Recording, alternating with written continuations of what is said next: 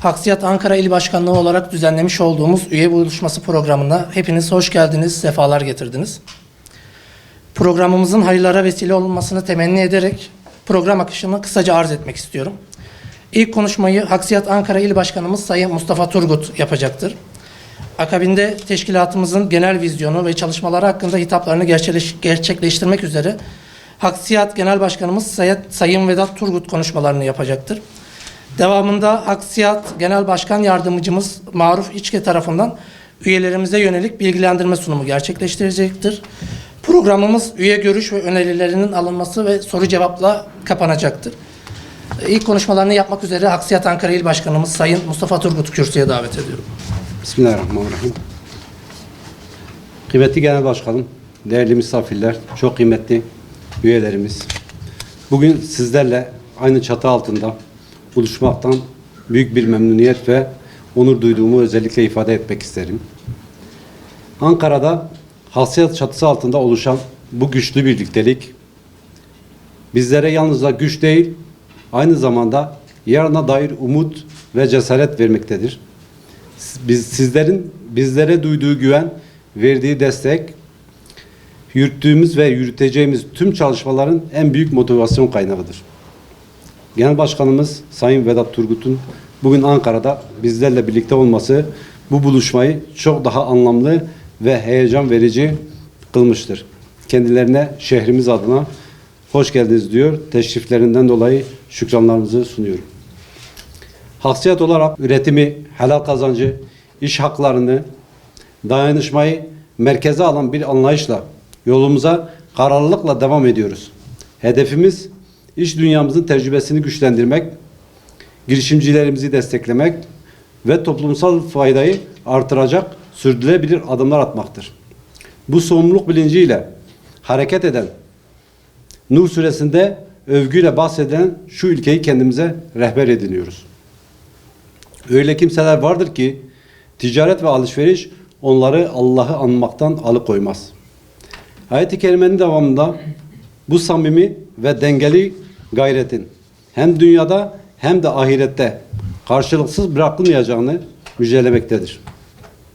Bizler inanıyoruz ki Rabbimiz bu şuurla çalışanların yardımcısıdır ve gösterilen hiçbir emeği zayi etmez.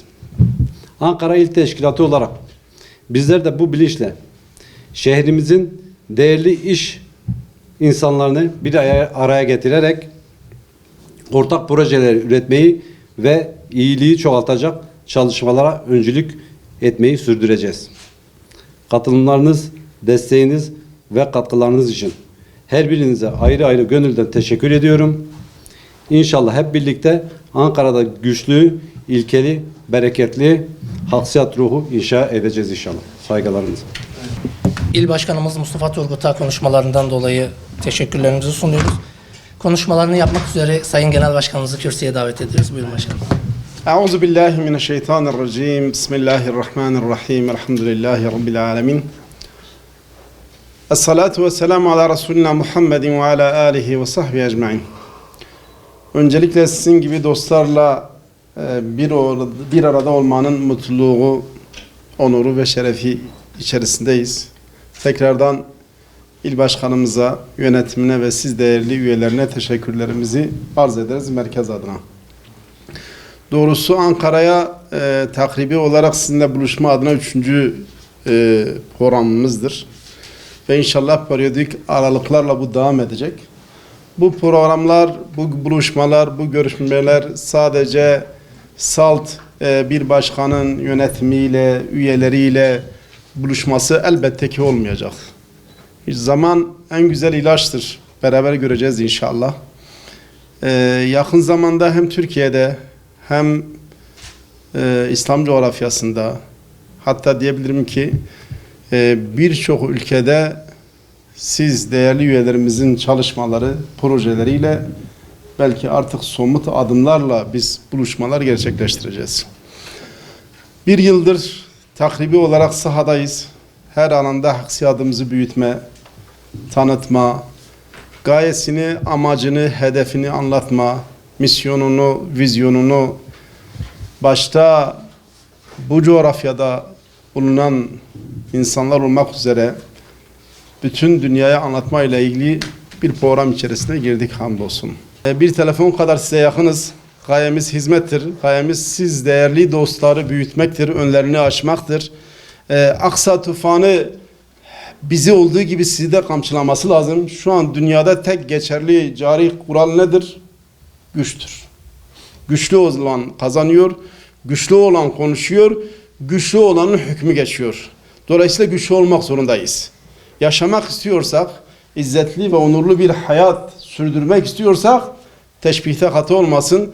Nasıl ki Peygamber Efendimiz sallallahu aleyhi ve sellem Mekke'den Medine'ye hicret etti, Yahudilerin o hegemonyasını kırmak için Medine pazarını kurdu. Arkadaşlar şimdi tam zamanı şu Siyonistlere karşı, şu emperyalist ABD ve neydi belirsiz bileşenlerine karşı bizim güçlü olma zamanı geldi. Hep beraber birbirimize destek olarak inşallah güçlü olalım. Allah razı olsun. Görüşmek ve buluşmak üzere. Konuşmalarından dolayı Sayın Genel Başkanımıza teşekkürlerimizi sunuyoruz.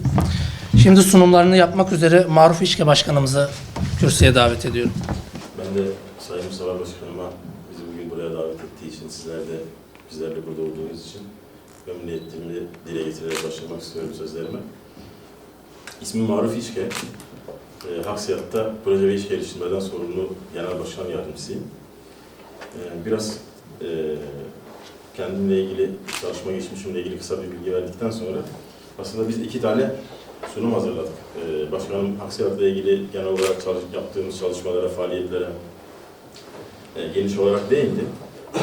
Biz de bu faaliyetlerimizi daha organize bir şekilde yapabilmenin yollarıyla ilgili çalışmalar yürütüyoruz. Bunlarla ilgili inşallah size 2 tane fikri projemizden bahsedecek. Tabii bu projelerimiz fikri proje olarak adlandırmamızın anlaşılmasın, yani fikir aşamasında olduğu değil, bunlar çalışma aşamasında inşallah tamamlandığında artık bir proje olarak karşımıza çıkacak, sunulacak. Fakat şimdi başkanım konuşmasının sonunda Aksa tufanından, Gazze'den, Müslümanlardan bahsettiği için hani şimdi onun bıraktığı yerden ben de birkaç şey söylemeden yapamıyorum. Onu mutlaka değinmek istiyorum ben de o konuya. Bu konuda hepimiz yaralıyız.